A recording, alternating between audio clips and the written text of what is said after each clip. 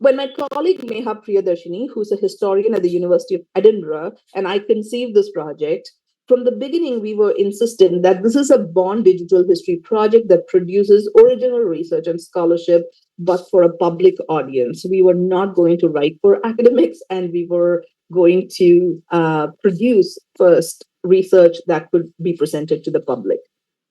Both of us are originally from India, but we live in the West and work in Western academic institutions. So we wanted to make sure that the research reached outside of our institutions and the Western Academy and be available to a global public audience who might be interested in the history of these textiles. We just launched this project on October 11th at the Victoria and Albert Museum with an associated symposium. And you can, by the way, catch all the recordings of all the symposium talks on the website as well. And all the website and this symposium was designed with the public audience in mind, especially people of South India and the Caribbean, whose histories we were examining in this project. We wanted to explore the history of this lesser known textile because often this textile, the Madras handkerchief, is studied as a colonial trade good, and records when we come across them almost hide the contributions of the Indian weavers who made these textiles, and they say very little about the role of these textiles in clothing and fashioning identities of free and enslaved women of color in the Caribbean. It was mostly Black women who used these clothes as head wraps and neck kerchiefs, as you can see in the painting of these two dolls, especially the two dolls on either side. Excuse me. The exhibition uses the research that we have done over the last 2 years to explore the influence of Madras handkerchiefs on 18th and 19th century dress. The story that begins with the origins of Madras in South India goes to exploring Madras fashions in the Greater Caribbean and then to the impact of those fashions in Europe and beyond. We are trying to bring to life why this fabric from India is actually so important culturally, not only in India, where we still see them as used as lungis, but also in the Caribbean, where they are part of national costumes and cultural performances in many different Caribbean countries even today. We are continuing to do more work on this project in the next year with a timeline map, which is going to provide a more immersive visualization into this data and make it easier for people to interact with the site. We also built this website to make it accessible in places where internet speeds are slow. The backend of this website is also set to include future collaborators who can contribute not just essays, but like cultural institutions can also use this as a space to hold related textiles and use our website as their website. So in that way, we are sharing our authority and using our platform to give space to other institutions, especially institutions in India and the Caribbean who may not have resources to set up a site.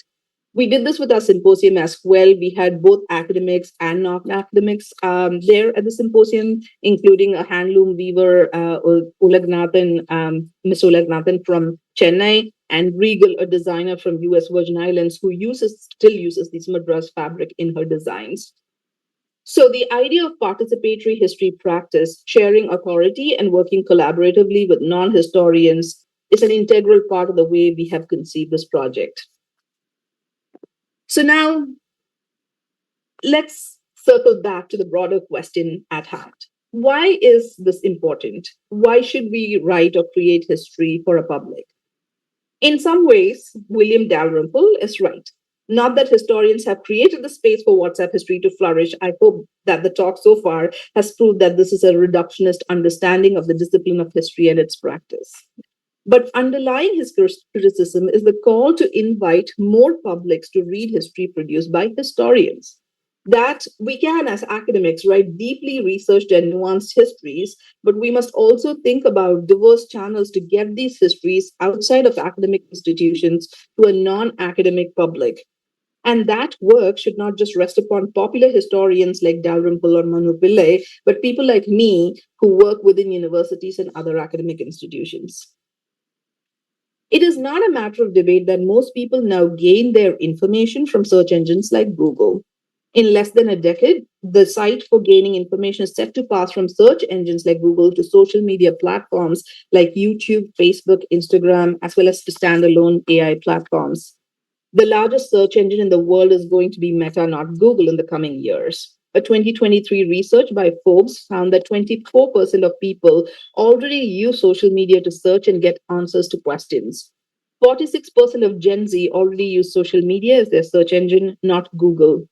YouTube, Facebook, Instagram, Pinterest, and TikTok are some of the leading sources of information that people have accessed. These changes are inevitable. And for now, historical discourse on these channels is dominated by non historians. Often, some of these entities produce problematic and incendiary renditions of history or unchecked, non factual or counterfactual historical productions. This is especially true for India. So, I took these screenshots from Instagram just before the talk started. And these were when I search for India history in the search bar as my search terms, these are the ones that came up, and within that, at least two of them were tagged as hashtag India history.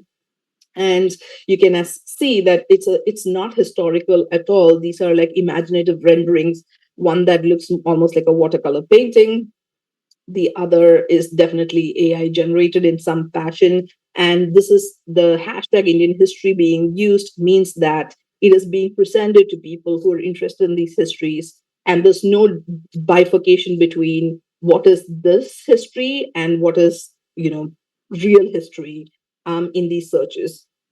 The problem with this is also who are the people who are producing these kinds of histories. I found a couple of different things that I wanted to highlight. There was this one group, their post on the left talks about the massacre of Mandyam Iyengars by Tipu Sultan. Now the the actual historical event is factual, but the way it's presented, if you can see from the language used, that it is incendiary and it is not objective. It's a biased positioning of like how they want people to see. I've highlighted this in the last portion after the tags. They ask the question, do you think it is time for Hindus to wake up and learn from the mistakes of the past, which is clearly propagandistic in nature. So if these kinds of histories are being presented as history, where they are not necessarily producing pseudo history, but taking a little event, a smaller event from out of context of the larger historical context, and then producing these kinds of posts. You can see something that's completely pseudo historical, where they talk about a curse of the Gandhi family for not banning cow slaughter. And all these things are sort of jumbled up into this sort of search timeline. And and that is hugely problematic. And this is the place that I would say historians need to reclaim. So, how can we reclaim these spaces? Well, it requires more historians and students of history to train themselves in methods of digital public history. And I would say this does not require grant funded projects like mine to get started. Anyone can have an Instagram account clearly and start posting historical research in an accessible language. So I think my call here is for everybody listening to actually seriously consider what it means to actually engage and not just consume content, but produce content that's historical, that's non-biased and objective, that takes existing sources and makes it available to people through social media channels and other ways. But for those of you who are actually interested in moving to the next stage of crafting historical projects for the public, I also want to introduce some easy and free options to get started on digital public history. And I will again share this presentation with the organizers so that you can have this information. So here are some of the free tools for you to get started. Obviously, you will need a computer and an internet connection, but otherwise, these tools are something that you can learn on your own. They are not difficult to learn at all. There are several tools developed by the Knight Lab in Northwestern University that is open access and provided here. There's timeline, story maps, juxtapose JS, soundside JS. They all do very different things and very interesting things. You can use them in class projects. You can just simply play around with them if you're interested. And I have provided a direct link to Knight Lab so that you can explore it through the presentation. There are a few mapping tools if you're interested in doing mapping projects, such as OpenStreetMaps and MapWalker. If you want to integrate maps with storytelling, ArcGIS Story Map is a great option. I'm sorry I haven't listed it here. Some of that software, the platform is paid, but there is a free version as well. If you want to do historical text mining exercise, Voyant is a great little tool to play around with. You can also use the data tools from Hathi Trust to analyze historical data from their collections. They have a vast collection that is open access. If you want to do a little bit more complicated projects like network analysis, which is a fancy way of saying I want to see how historical figures relate to one another, or historical places, events, and people relate to one another. And for this, you can, in a visual way, and you can for this use Palladio, which is a software made at Stanford University, or a tool called Gephi. If you just want to do digital exhibition or start a digital archive, you can use Omeka, which is a free content management system specifically designed for historical use that was actually developed at the center where I work at George Mason. It kind of works like WordPress. If you want to start a digital library, you can use the tool called Zotero. Twine is a free tool to make basic history games. So if you want to make like history app games, you can use Twine to play around with that. If you want to collect oral histories, oh, and then there is Scalar, which is a little bit more advanced. And I'm happy to talk about that if you're interested in putting together a digital book publication online that can be cross-referenced. And which can also host other visualizations. If you want to collect oral histories from your neighborhood and make it available to the public, you can use Oral History Metadata Synchronizer, or OHMS, which is a free tool to collect, transcribe, and exhibit oral histories. And if you're interested in podcasting, there are tutorials online, and Audacity is a free audio editing software. You can host these podcasts for free on YouTube. If you want to do something like a photography archive of historical buildings, I would love to see someone do this for Kerala, where you can use something like Omeka as a content management system, and where you can also collaborate with other people who are interested in doing this work and put together a website for that. All these are, of course, free. What you need to do is invest your time. The point is, you can start small. History does not have to be capital H history. It does not have to be grand narratives. Histories can be local, place based, and made for a smaller community. In fact, we need local histories, especially for regions like Kerala, that are understudied in many ways and that often does not get as much representations in these big historical studies. So, to go back to the critique that Dalrymple made about historians ceding space by not writing history for the public, my answer to his critique is that it is not that simple. What makes this complicated is that history, especially in India today, is political. It is used as propaganda. To reclaim place for objective, researched history, we need more historians working on the small h histories. We need more people interested in not just producing archival research, as well as secondary sources like existing academic books, and translate them into social media posts, timeline visualizations, mapping projects, and so on. Winning the battle against historical disinformation online is an impossible task if it is left only to the handful of historians within academic institutions.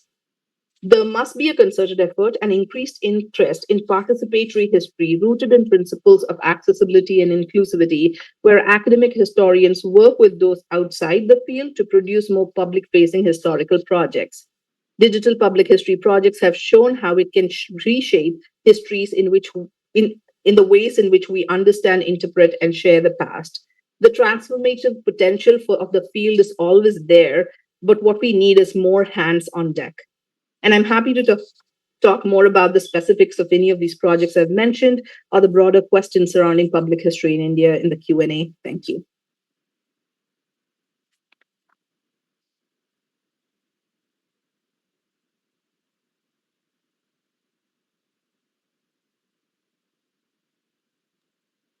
So, thank you very much. And I have a few problems regarding your interpretation of public history, which I'll come towards the end. I think I request the audience to answer query you regarding your own interpretation of digital public history and archives. Please. Academic coordinator, can you read out the There are no questions on the chat box, sir.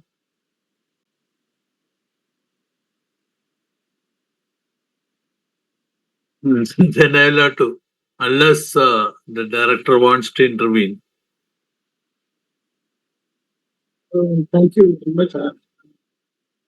Not explaining, but at the same time, I want to congratulate the team for a wonderful presentation. And I would like to ask one simple question. That's true regarding coining the word public history, especially in digital public history. What is this public in public history? Listening to your talk, what I felt is that public here stands as the provider of archival documents or persons who are able to read only non-academic literature or less complicated writings in history. Actually, public history, if that is the case, and which we read public and digital public history, I feel that there is some problem, and we need to rethink about the way in which it's not mere participation in providing archival documents or being able to read simple way in which history is depicted. Rather, the public in such digital history must be someone who could intervene the whole process of history making, and they should be able to negotiate it with the country situation in which they do, or something like that. Are there any possibility for such a public in the public history of document? So one thing which I would like. Second is when we say there is a public history which is less academic or without any academic organism, or and there are history which is purely academic. We are in a way trying to hierarchize. There is a kind of hierarchicization that's coming. Are there any other way to address such questions? And do we need to hierarchically place, or can we say something like different way in which history, knowledge has been presented? These are the two simple questions which I would like to. Thank you, sir, for both questions. And I agree with you on both accounts. On the first question of shared authority, I kind of briefly mentioned that there is a public historian named Rebecca Wingo, Wingo is her last name. She works with, in the US, she works with indigenous people who and their histories in very community-centered, community-focused ways. This is true also of one of my own colleagues in the history department, Gabi Tayak, last name is Tayac, and a lot of historians in the US who work on American history have started kind of working with working with communities whose histories they're writing. So of course, one of the needs of this is to move beyond traditional archives. So instead of just looking at what is in the National Archives or in the state regional archives, they are actually including all sorts of histories, including things that were not considered histories even like 15, 20 years back, like shamanic practices, and considering how you can use people's histories and people's understanding of history and make that part. So that kind of goes to your second question about hierarchized ways of understanding history, so there is a negotiation that historians are beginning to do where they're trying to de-hierarchize and take in non-traditional, what are non-traditional historical sources, and make, and in the case of India, I think the book by Sanjay Subramaniam and Narayan Rao, they had talked about this, like, the symbols of substance, like the archives, and thinking about archives as a colonial construct, and how we should be going beyond that to look for historical records. And so that kind of thing has been translated into actually working with people. So when Rebecca writes about her work, her co-authors are usually people from the community, for example, so that the she always produces co-authored works, even if it is in an academic publication or a digital public history publication, online website. Her co-authors are usually always, she never writes a single authored thing. It's always co-authored with indigenous people from the communities that she's working on. So yes, that kind of shared authority is, and it is true that to towards your second question about the hierarchies, it is true that there is a hierarchy in place, and it is very apparent for me as someone who works in the field, where even like traditional academics, even though public history has been a field in the US since the 70s, it is always seen as lesser than, like, most academics want to work as academic historians within university settings. And there is a hierarchy there, and we have to kind of work against that formulation. But when I was presenting it, I wanted to present it with the current ways of thinking about public history.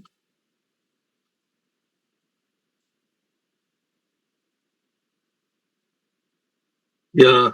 Asha, if there anyone else? No, sir. There's something in Malayalam. No, അത് അദ്ദേഹം നമ്മുടെ updates കിട്ടാനുള്ള it was just for getting updates on our programme. There a question by Rachel. Rachel has thanked her. Uh, Rachel has thanked him. okay, yes, thanked. And one of the important aspects you raised is that of multivocality in interpretation. In her field, archaeology, one can see parallel lines of thought as archaeological projects are located on sites which have multiple meanings for multiple publics. She wants to reflect more on how one actually deals with multivocality, especially when one is dealing with contentious issues like some of the examples from India that Dr. Murali showed. Rachel is specifically concerned with academic history and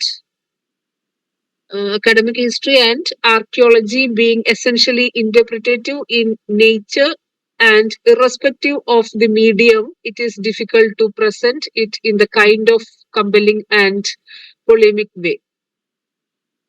Yeah, thank you for the question, Rachel. That's a very interesting question and a very complicated question. It is something that I know that archaeologists have dealt with this for a long time, but it's also a concern for historians and art historians. I am trained as an art historian, so I'm going to speak from my point of view. One of the things that I have actually relied on when looking at like multiple layered histories of like an object or a place is to kind of always start with what the object itself, or in your case it would be the site itself. And one of the things that I've actually liked doing is to apply actor network theory to my work. So basically kind of think about all the sort of layers of, if you think about your site as the primary node of your research, of the question, that the historical question you're asking, then all these other layers of information appear as like these networks of that connect the site to multiple meanings and different kinds of interpretations, and to be transparent that these interpretations exist even when they may be biased or polemic. And I think we as historians need to contend, and some of them, even when they are pseudo historical, I think it is our I do personally think it's our job to make that this exists, that the pseudo history exists transparent, but at the same time critically analyzing that pseudo historical component to the interpretation of the site. I just wanted to provide that as an example. I work on Padmanabhapuram Palace architecture and the objects within Padmanabhapuram Palace. And essentially, like when you go there, you have these different interpretations of the site and what it is meant to do. I was told when I got there that the primary bedroom and the bed that was used was Martandavarma's bed. He was using that as medicinal cot. And if you go to Padmanabhapuram Palace, that's like the information that they give you. But then why is this cot medicinal, or how is this cot medicinal? There's no archival sources or explanation given. So it is important to kind of think about where. So for me, I was looking at the actual construction of the bed, and I was able to find that the bed was using different kinds of woods that were non-uniformly placed, to understand that this bed's construction kind of differed from the other beds in the same palace complex that was on the higher levels of the palace.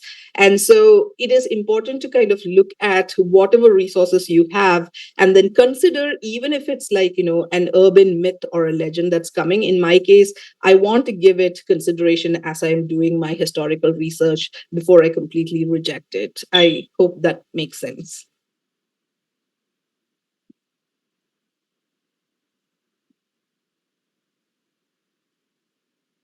Oh, can I say something?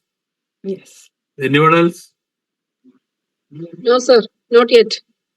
Not yet.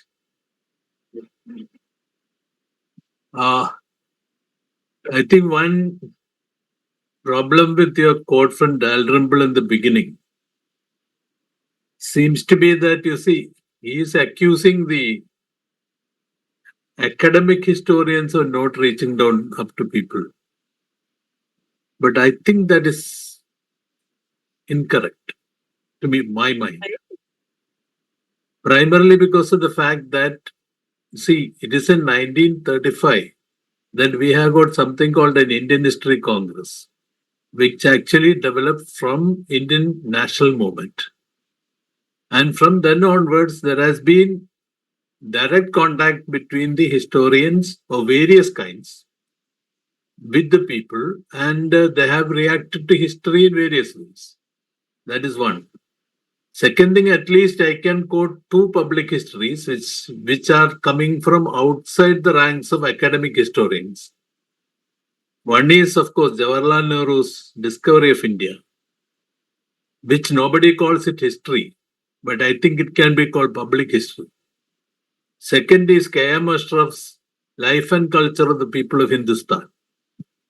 Now, K.M. Ashraf had a PhD, but never had an academic job, and finally ended up as doing clerical work in a party office.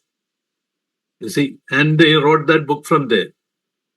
So this kind of writing came up from not necessarily because of academics, but because something more powerful than that, which is the national movement. I think that is to be taken into account whenever there is a discussion of public history in India. One. Second point, which I would like to raise, is that, you see, the question of what is called local history, again, public history. I have at least from our experience in Kerala, I think there has to be a slightly different position. I think it is not a question about historians reaching out to public alone. It is a question of also people actually imagining and making history. The other side. That has to be taken into account whenever we discuss public history seriously. because we have seen, at least from our own experience. I'm a person who actually is on the borderlines of academic history, having not done much of academic history, but having been in the public. There I have seen, actually people coming together, remembering things, imagining things, trying to recover their past. This is something which I have seen. It is not, they are not just audience, they are not just passive recipients. And this question of passive recipients came into being primarily because, as you said, the anti-democratic character of, I'm not talking about the political dispositions. I'm talking about certain kind of history writing, which became mythified and which became, as you yourself pointed out, the Tipu Sultan Mandya and Yangar case, that kind of things, when it actually coming down to the digital plane, actually it becomes part of what we called WhatsApp University or whatever. Then what happens is that you have got a situation where you see the entire people who are receptive to such thing are fed by this kind of thing.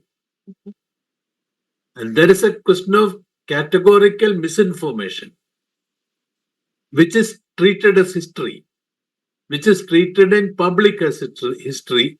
That is not contested. That point I agree. When it is something that is misrecognition, misinformation, which is treated as history, and there the academics are unable to sort of point out that what exactly they are doing is actually not what this the mythifications are doing. Yeah. The question of myth and history becomes very important, and the delineation between myth and history, to draw the line clearly, is something that is very serious. That is something which one has to seriously discuss. And Yes. it is there that the whole debate on public history actually comes into being. That is what I believe. One, two. Third thing is, I think when you answered the question regarding Rachel, and I got a problem with Rachel also in the same way. So, is that when it comes down to local history, this distinction between an archaeology, art historian, economic historian, cultural historian, and such things actually breaks down when you come down to local history. When you go to Padmanabh or somewhere else, or anywhere in India or anywhere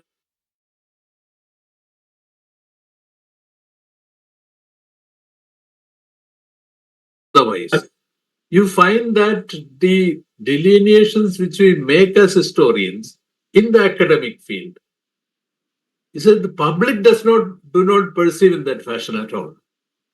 Public may appear, they will like an art piece, but they will like also probably a motor vehicle in the same fashion. You see, so that is a problem there.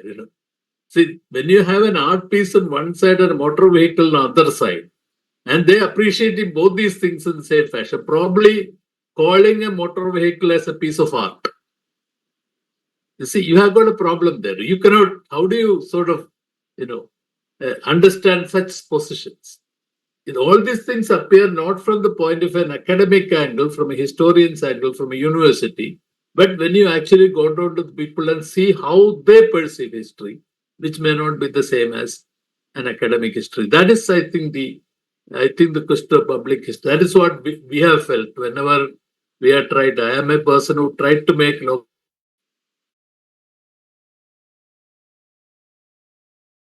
them and talk to them regarding how they perceive the same event, which has been narrated umpteen number of times in historical writings.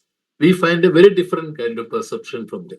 That is where you see the question of public history. That is where public perception of history becomes important. I think that is my simple understanding regarding. No, thank you, sir.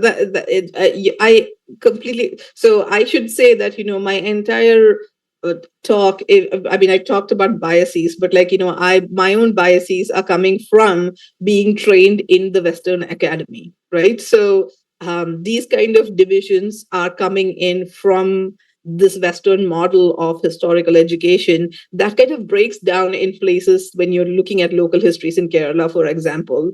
And I've had to contend with as I've done my research over and over again, where it doesn't sit quite firmly within, like, these built disciplinary models in the US, for example. And so you're very right that these kinds of things break down. First of all, the disciplinary boundaries break down, and does not make kind of any sense when you're on the ground doing actual history work. And it's also true about, like, that thing where the question of who has the point about when you have to look at people making their histories as public perception of history versus that myth making when it takes on its own form and becomes these sort of pseudo histories. Like, where is that balance? And here's where I think the question about shared authority has been is being asked currently in, at least in the US, where how do you mitigate this constant friction between wanting to give space for non-academics, or wanting to give space for people and people's understanding of history and memory making attached to history practices, versus, like, what is then pseudo history, and how do you then stop the propagation of pseudo history? And so even in that, I think the question that the director sir asked earlier about hierarchies, even in this instance, I think what we are not really saying outright is, even when we think about, like, adding people's histories, local histories, making people's part of the shared culture of, or shared authority of writing histories, the historian is still being the authority figure there. Who gets to decide history is simply within, like, the bounds of the historian, not within the bounds of the public, is sort of where we are still on that question. And in many ways, I think it should be that way, considering the propagation of all the pseudo historical channels out there. But I think in that, you're absolutely right that the disciplinary models that is built upon Western understandings of history stop functioning at some point when you look at histories of the non-West. Okay, thank you. Thank you.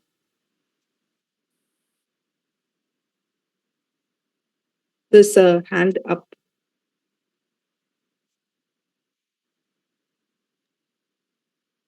Gautam, you can ask the question. Thanks, Deepti, for this very interesting presentation. Um, I don't even know if what I'm going to say is a question or a comment, and I just there are some thoughts that are whirling around, but I wanted to sort of take up, at least in the first it, what the nation had asked when he asked about who or what is the public. But I was interested in the other two terms as well in digital public history. One is, why is it that, I mean, of course, you work in the history department, we are the Council for Historical Research, etc. So therefore, why history? But there should be there is obviously a deeper reason why we should why history is there's some sort of crisis of history uh, rather than the, let's say, other disciplines of knowledge. Why is it that history is at stake? And I suspect that something that Professor Ganesh said might be relevant, which is this the for, I can't think of a better word now, but the sort of co-natality of nation and history. And in a sense, the crisis of the nation also becomes a crisis of history. So that was one I wanted to hear what you had to say about that. The other was, of course, digital. Um, is this, you know, um, in a sense, are we trying to make a left liberal version of WhatsApp history, or or it can be the other way around also. The WhatsApp history is the right wing version of, um, or should we simply assume digital as the part of the situation, the part that's not going to go away, part of the situation that we are in, or is there something conceptually relevant about digital in when you say digital public history?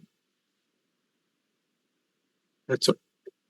Thank you, Gautam, for the questions. So I will answer the second question first because I think that's the easier question to answer. It's not an easy question, but it's the easier of the two. Well, no, I mean, you can use the WhatsApp historians are part of the digital public history. It is already exists. It will continue to exist and propagate. And the question is whether historians want to sit back and let that happen, or do we want to intervene in some ways? And if we were to intervene, I would say that we need to enter into the world of digital media in different ways, and and I would say that that's through, like, doing this small age history, whether it is on WhatsApp or Instagram, or making podcasts or writing op-eds. It doesn't matter which tool you use to actually do it, but it's not about it can be, the digital medium itself is apolitical. It's what we make of it. And I think the idea is, whether it's right or left leaning, we need more historically minded individuals with the training to understand history, to get into these arenas, the digital sphere. And in the absence of which, I think we will continue to see this kind of promulgation of WhatsApp histories, which, I mean, if they are right-leaning histories, I would still understand, but I think it is the right-leaning pseudo-histories that I have a problem with. The other question about the crisis of history, yes, I see this. I mean, you can see this in India with a lot of the sort of pseudo histories that is attached to ideas of the nation state. You see that in the US as well. We are having increasing pressure on institutions, especially school history education here in the US, where like it's happening in India, but like here, they have really started pushing back on those. I don't know if this conversation was around, was available globally, but like there was a huge pushback against what the right called the critical race theory, and how that should not appear in classes. There has been a huge pushback against teaching history of that talked about slavery in the US, about the oppression of indigenous people in the US. It's been a huge problem in the last 5 years, to the point that the center where I work, we are actually creating materials now for high school teachers to use in classrooms, because they are finding it increasingly difficult to get those materials through official school channels in a lot of the especially conservative states in the US. So it's a problem. The crisis of history is very real, and what you're getting taught in schools, I think that's where that battle becomes really adamant. So that is definitely a problem. We have in my own work, this has become this is a continuing issue. I also manage another project for the Smithsonian that was mentioned in the introduction, which is about looking at Black archives and museums within historically Black colleges and universities, which are these really old, hundreds of years old universities that were meant for just educating Black people during the time when it was segregated, and they continue to be these institutions where people go to study, and they have wonderful collections of archives and museums that are never that have been digitized, and we've been working with the Smithsonian in digitizing and preserving those collections, and that was funded through the federal government's National Endowment for the Humanities. And now we are wondering if we'll have a second round of that project because of who just got elected here in the US. So there is a direct impact. The crisis has direct impacts, I think, everywhere on historical projects, from the ideas of nation state, and nationalism in different ways, I think. I'm sorry, that was a very round. I don't know if I got your question, but like that was my very roundabout way of answering that question. Thank you. Thank you.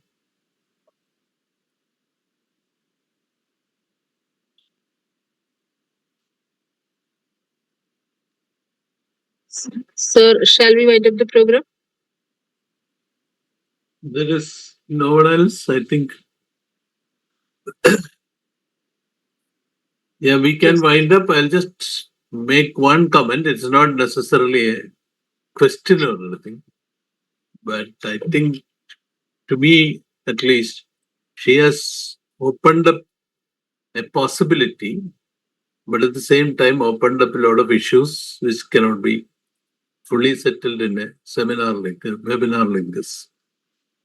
The opening up of the possibility is that, I'm not looking. I'm not particularly happy with the word, frankly speaking, digital histories. In fact, I was talking to Dineshan about it. Uh, I am happy with the word history, but it can be converted into a form, which is quite possible, which is okay. So that way one can talk about digital histories. But when we talk about digital histories as a specific mode, I think we'll get into problems of this kind, which you already outlined very well. Because that is where the whole debate comes in. When, for example, unlike the earlier period, when, for example, your own knowledge forms are enclavized and kept within yourself in various ways, this digital form actually takes you out of that and brings your knowledge form to all the sections of the people. And also there is a possibility of advertising it and telling the others that this is the real knowledge, this is the correct knowledge. So there is a question of correctness regarding what exactly is knowledge. So that is one issue, and that is where the whole thing about what Dalrymple's original quotation comes in, because that is where I think the academic historians will have to shed their academic, hierarchies, and come down to the people and tell them what exactly they think as the correct form of history. That is one. Second thing is, what you have projected from the digital platform is a large number of other possibilities, which in KCHR we are now beginning to explore, which is that of mapping and, connectivity and mapping and correlations and all kinds of other things there are possibilities of bringing out things that have not been visible earlier. So that is, I think, a very interesting process. Possibly a kind of history that has not been visualized earlier, real people's history now, is possible for using the digital platform. That is another possibility. That is, I think, is very welcome, and we are trying to pursue it from our own ways. That is the second thing. Third thing is, I am just commenting upon one thing regarding nation, and very interesting thing raised by Gautam, and you yourself responded to in one way. I am trying to respond it not from a US point of view, but from an Indian nationalist. I'm not a nationalist per se, but I'm talking about as an Indian nation. The possibility regarding an Indian nation is the question of multivocality, which Rachel was talking about. Unlike US, you have got multicultural kind of situations there. We have got a situation of multivocality, along with not only multicultural, multi-ethnic, and multi-lingual compositions, which creates a large number of disparities as well as confluences in the historical process itself. That is something which we are not yet mapped. I mean, seriously.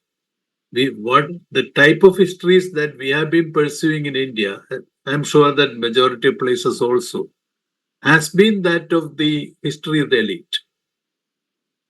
History of the upper class, history of the elite. That is where history has come in so far.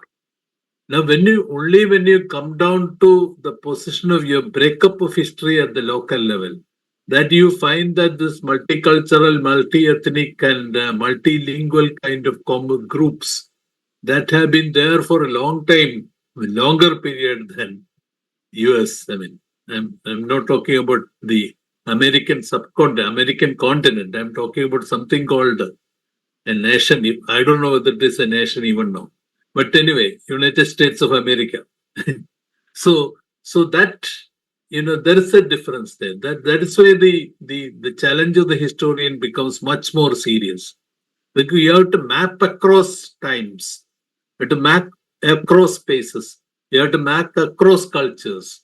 And therefore, this creates a substantial amount of problem. And the problem is tried to be resolved through myth making.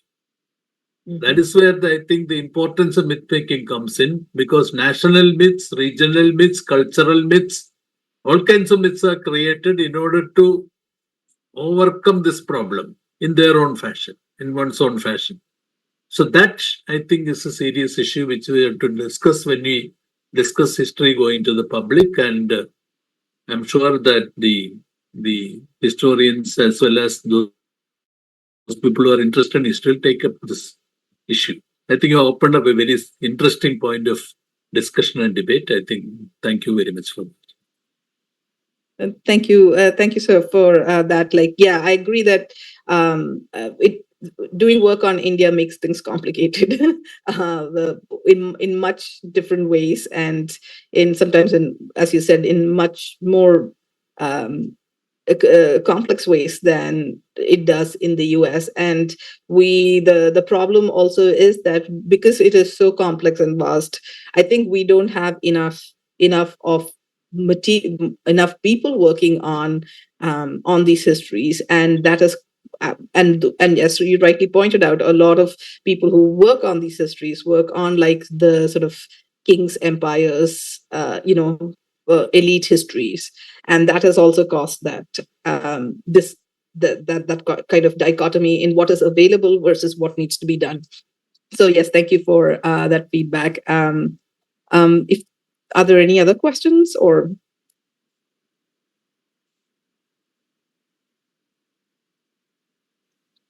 We can wind up, I think. Thank you, Professor Ken Ganesh, for chairing the session. Thank you, Professor Dinesh Vadakil, for providing all kinds of support for the official performance. Thank you, Dr. Deepti Murali, for being part of our webinar. Thank you for the participants for actively taking part in the program.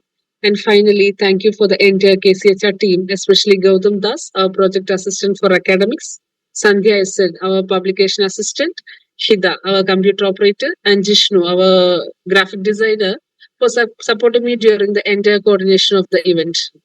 There is an announcement regarding our next webinar, which is scheduled to be held on 20th November, that is Wednesday at 3:30, by Dr. Divya Kannan, Assistant Professor, Department of History and Archaeology, Shiv Nadar University, on the topic Contested Childhoods, Caste and Education in Colonial Kerala.